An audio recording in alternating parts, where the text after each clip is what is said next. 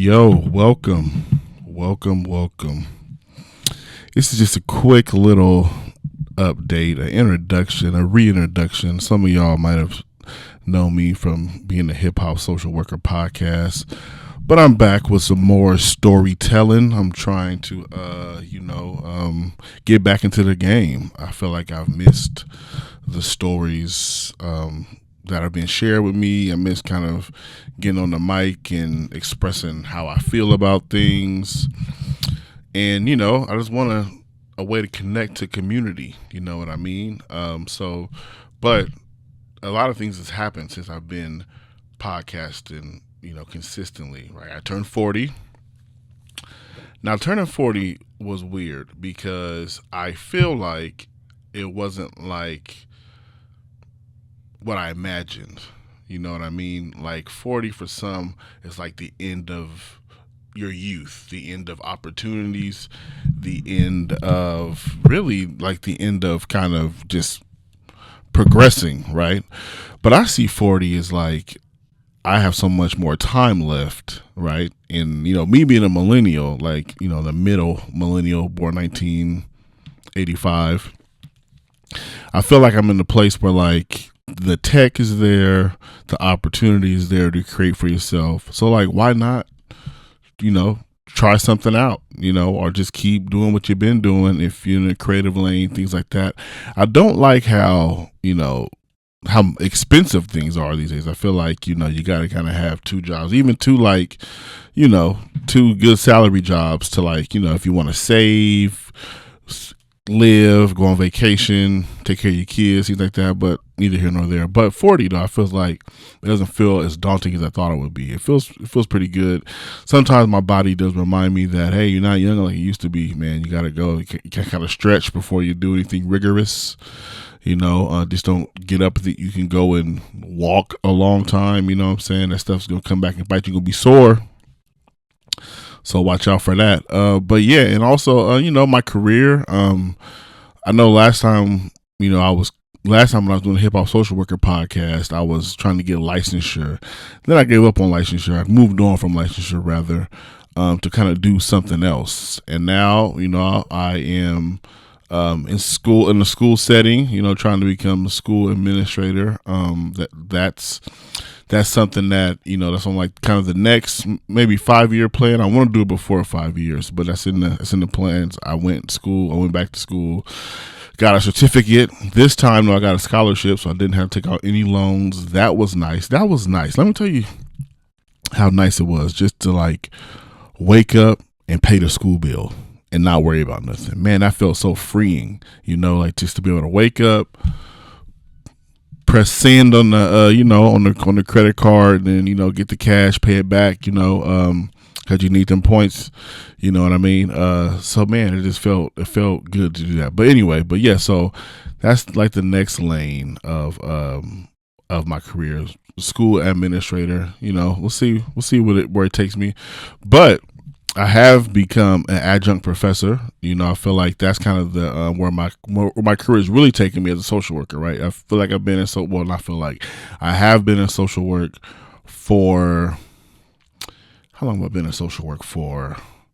It's been about 8 years. 8 years since I got my MSW.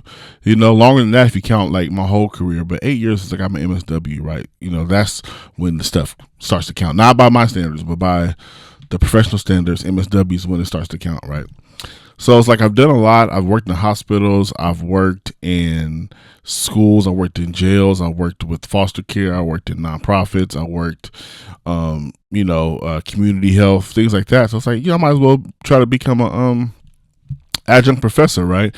And I was trying to get on at my alma mater.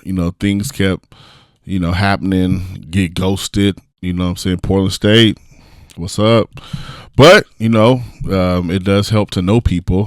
My guy, my good friend Trey, he is a associate professor over in Virginia, and he got promoted to online director. And he was like, "Hey, I need adjunct professors, man. You ready?" I was like, "Yeah, man, put me on." So, and it worked out. I feel like it worked out well. I didn't have to like actually lecture, which I feel like when it comes to adjunct, the pay isn't great. But when you don't have to lecture, I feel, when you don't have to lecture, it makes it doable, right? It's about 3,000 per class. Now, if I got to sit somewhere for 3 hours and like prepare a lecture and do that, that makes it a little tough, right? So not saying you can't do it, but it makes it a little tougher to be like, man, that's not really worth my time for about $700, a month, right? But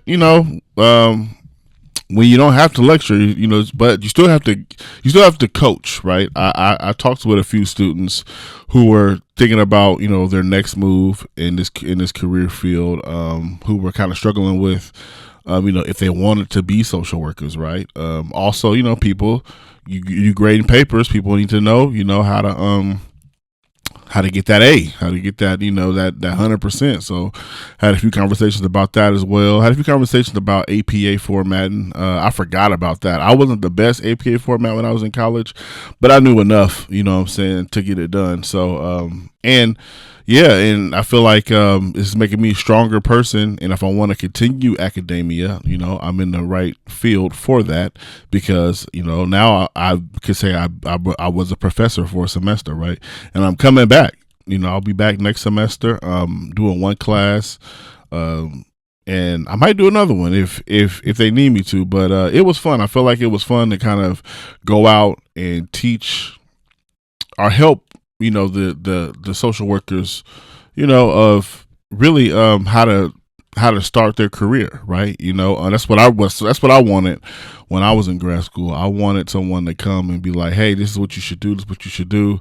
So it'll save me some time and some money, you know what I'm saying? But I don't regret anything. I feel like all the stuff that I did brought me to this moment where I'm at right now. My career is going good. Get some good experience. Hopefully, it will happen. I know sometimes I get in my brain, but it's like I've seen social workers go from school social worker to admin. I've seen a couple. So I know right now it feels kind of daunting because, people tell me, well, you ain't never taught a class. So, how you going to do X, Y, and Z, right?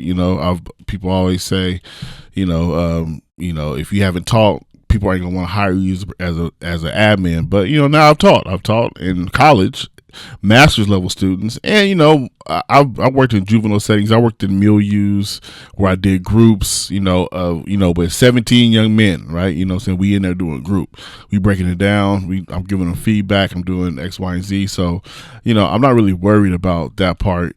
But it's just like you gotta, when you're looking for jobs, looking for opportunities, part of it is your resume. The other part is like somebody really just messing with you, right? Like really wanting to see if you fit, the profile, right? So, and I'm willing to put the work in, ain't nothing to it but to put it in and do it, So yeah, but the Virginia State University, that's where I was an adjunct at. Maybe eventually I would love to be an adjunct at Portland State, if not a full-time professor somewhere else. If it fits my flow, shoot, I might try to become a full-time professor. Definitely don't want to get a doctorate or nothing just yet, but I'll try to finesse as much as I can with my master's degree and my experience, try to get somewhere like that. But yeah, so man, this is a fresh start. I feel like it's been a long time, and I want to get out and interview some people. You know what I'm saying? And really just hear some more stories, man. I really loved building community, but I got burnt out, and I really didn't have nobody to kind of say, hey, I know the burnout is part of the process. I was doing everything myself. So I was like, when I got burnt out, I said, it's time to go, and I lost some momentum. But I've also done other things. I've done other things, saying my little brother, he was playing basketball. So I was helping him build his profile up so he can get a scholarship, and he did. He got a scholarship to, a Division II college. I was doing that. I started a food vlog, with my guy McCurtis. Then I've kind of done off things, run off things. I still facilitate groups and trainings. I went to NSAW, the National Association of Social Workers, and I presented there with my guy Trey and my guy Dr. James Bell. And I've been doing like kind of like a senior portraits for random photography. My guy Herb hired me for Sneaker Week this year. That was cool. Created some content. A few of the connected with some Nike folks. Just kind of chopping it up. Yeah, and I have been building. I feel like I haven't been like not doing nothing. I just haven't been like sitting down consistently podcasting, and I want to get back into that. You know what I mean? So but that's really it. Yeah. So yeah, that's my update. You know what I mean? The world feels like it's on fire. I feel like stuff is kind of going crazy, but we try to be as positive as possible. It's pretty much it. We just try to wake up, do better. As a social worker, I feel like it's times like this where we gotta stand tall. We gotta stick together. We gotta we get into the field to kind of be those people in the world to not create people or create pristine perfect circumstances, but we try to make people whole, right? You know what I'm saying? Whatever people need, we try to provide. So I'm still follow that motto. Whoever comes in needs my assistance, I'm trying to do the best I can to help them. That's never gonna change. That's just part of what I do. I do it well. So now 40. Aspirations to be more than just a social worker. I'm already more than a social worker, but I'm trying to really, really do it big and keep creating. I want to create a community. I want this to be something that people can look at and learn something from the people sharing their journey and how they got to where they're trying to get to, or where they got to where they at and how they gonna plan on making it to where they're trying to go. I know people that are doing some awesome things, and I just want to share that with the world, right? So, peace.